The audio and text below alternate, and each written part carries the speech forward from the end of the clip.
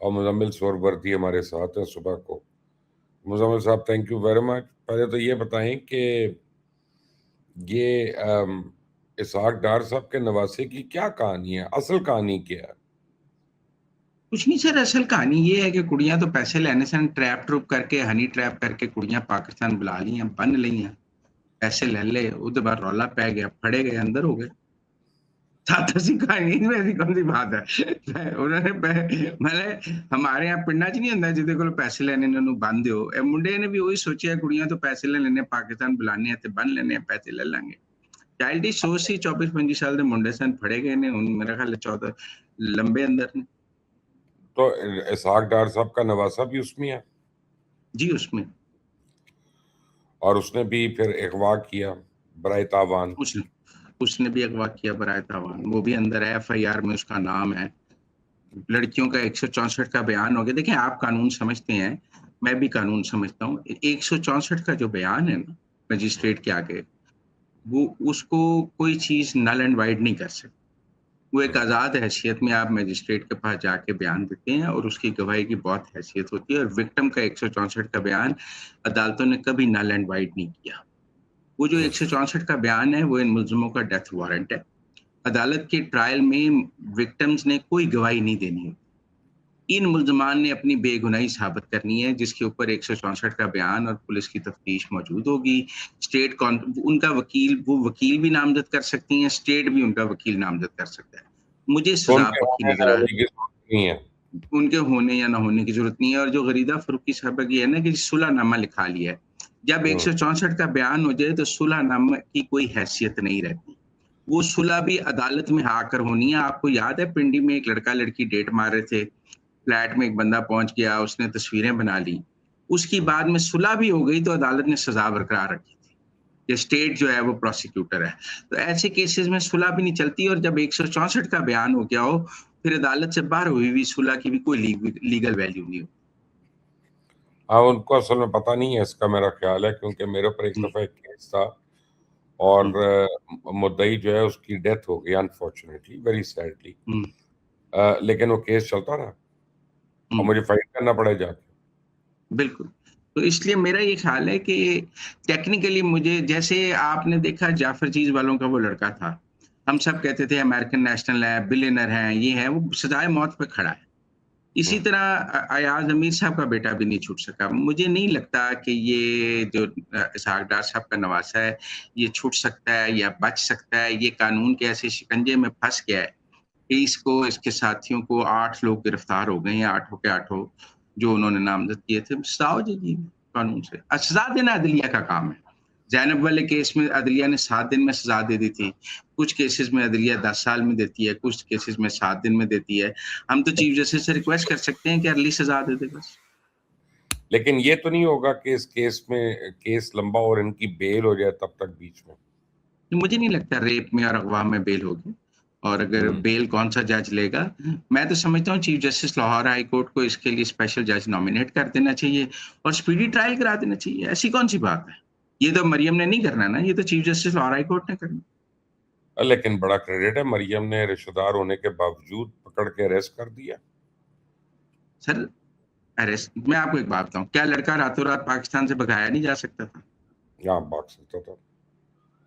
कराचियों पहुंचा बिल्कुल। देते। क्या लड़कियों को 164 के बयान के बगैर, वो तो पाकिस्तान से फौरन जाना चाहती थी, हम्म। 164 के बयान के बगैर पाकिस्तान से भेजा जा सकता था, भेजा जा मेडिकल के सकता। बगैर भी। कोई भी कानूनी तकाजा नहीं छोड़ा गया जिससे बच्चे बच सके। उन्होंने पक्का बंद दिया है। देखो, हुकूमत की यही जिम्मेदारी थी जो हुकूमत ने कर दी कि वो हथकड़ी लगा के पेश करती हैं। सारा मीडिया थाने के बाद खड़ा है, अगले हवालात में खड़े हैं। कोई अली डार या कोई बंदा उनकी फैमिली का उनको मिलने हवालात में जा नहीं सकता। वो 24 घंटे हवालात से बंद ने, ना मंजी है ना बिस्तरा है। गवर्नमेंट तो यही कर सकती है ना कि नो प्रोटोकॉल, नो कुछ, ना घर से खाना आ रहा है ना कुछ है, सारा मीडिया बाहर खड़ा है थाने के। अली डार जाके तो दिखाया थाने। ठीक है ना? और मीडिया हवालात में देख रहा है कि वो बैठे हैं, बेचारों को हवालात से निकाला भी नहीं जा सकता। हाँ। हाँ। हम्म। और नहीं, वो अपना अगर निकालना होता तो पहले अंदर ही ना डालते। तो इसलिए बाकी ठीक है, it's a high profile case. और डार फैमिली को अपनी क्लियरेंस देने के लिए सामने आना चाहिए। जो प्रॉब्लम है ना, वो डार फैमिली की खामोशी है। इसहाक डार साहब को, अली डार साहब को अपनी पोजीशन क्लियर करनी है। यार पॉलिटिशियंस वो बाहर आए, कहें हम डिसोन करते हैं, हम आग करते हैं, हम केस में इंटरफेरेंस नहीं करेंगे, या हम जब तक केस चल रहा है हम तब तक स्टेप डाउन करते हैं। जो भी उन्होंने करना है वो डार फैमिली ने करना है, और डार फैमिली की खामोशी जो है वो हर्ट कर रही है सर। अच्छा, ये सही है जो खबरें आ रही हैं कि जनाब इसहाक डार साहब को जोर दिया जा रहा है कि वो रिजाइन कर दें इस वजह से, और मीडिया नहीं चैनल्स खोलकर इसीलिए रिपोर्ट कर रही हैं, उनको कहा गया है? नहीं नहीं, मीडिया चैनल्स तो इसलिए रिपोर्ट कर रही हैं कि पीएमएलएन की मीडिया स्ट्रेटेजी बहुत बुरी है। इनके मीडिया मैनेजर्स बहुत बुरे हैं। और दूसरी बात ये है कि आप देखें, मरियम खामोश, डार खामोश, फेडरल गवर्नमेंट खामोश, डार जब दूसरी साइड का वर्जन ही नहीं मौजूद तो एक ही साइड मीडिया पे चल रही है ना। हाउ कैन लेकिन they blame media? In all fairness, Maryam का तो बनता ही नहीं है बोलना। सर सीसीपी वाला और बोल पड़ता। और अब आप वो मेरी बोल। बात समझे, वो हम्म, बोल सकता था, आपका लॉ मिनिस्टर बोल पड़ता, आपकी इंफॉर्मेशन मिनिस्टर बोल पड़ती कि government is very clear about it. मेरे मरियम ट्वीट करती कि women are my red line even if it is डार्च नवासा। क्या है ये? ट्वीट हो सकता था। तो हम्म। टेक्निकल बात ये है कि ये जो गवर्नमेंट साइड की खामोशी है, ये एक पुअर मीडिया मैनेजमेंट की निशानी थी। देखें, फिर दूसरी साइड का वर्जन चलता रहेगा, वो चलता रहा 24-48 घंटे, वो वन साइडेड वर्जन चला। अब तो पक्का हो गया वो। इसलिए कि आपने काउंटर, देखिए आप मीडिया मैन है, सारी मेरे उस्ताद हैं आप मीडिया में। आई फील आपका एक्सपीरियंस बहुत ज्यादा है, आपने आपने मीडिया स्ट्रेटजी भी आप समझते हैं। आप बताएं, जब दूसरी पार्टी सुमन बुकमन उमयून खामोश हो जाएगी तो जो हम्म, सेकंड फ्रीक है उसको एज नहीं मिल जाएगा। वो तो बिल्कुल ही और फर्स्ट इम्प्रेशन जो है उसके बाद वो बाउंस बैक नहीं कर सकते। यस, आपको पता है दे हैव लॉस्ट स्पेस, इसमें बहुत space, political space, moral space lose हो गई है। ये बात माननी चाहिए कि पीएमएलएन की, शरीफ फैमिली की एज अ फैमिली एक पॉलिटिकल और मॉरल स्पेस लूज हुई है। हालांकि मरियम ने एज पर लॉ एक्ट किया है, मेरिट पे एक्ट किया है, सब कुछ ठीक किया है, लेकिन पुअर मीडिया स्ट्रेटेजी ने सब कुछ जाया कर। तो इसके लिए उस्मा बुखारी को आप ब्लेम करेंगे, किसको करेंगे? मुझे नहीं पता है, वो हो सकता है वो शरीफ फैमिली की इजाजत के बगैर ना कर सकती हूँ। ये तो आप हाँ, बात समझे ना, दूसरी तरफ डार साहब का नवासा ये था। तो सबसे सबसे पहले मना किया होगा। तो इसलिए जब तक मेरा ख्याल है ये ओवरऑल पीएमएलएन इस पर एक मीडिया स्ट्रेटजी बना ही नहीं सकी। कि एक इसके कानूनी पहलू थे, शायद वो उन्होंने ठीक कर लिए, लेकिन हम्म। एक इसके मीडिया के पहलू थे जिसको वो ठीक नहीं कर सके, मेरा मेरा ख्याल। उन्होंने सोचा, इन्होंने समझा कि हम कानून के मुताबिक कर रहे हैं तो लोग को हमें क्रेडिट देंगे इसका।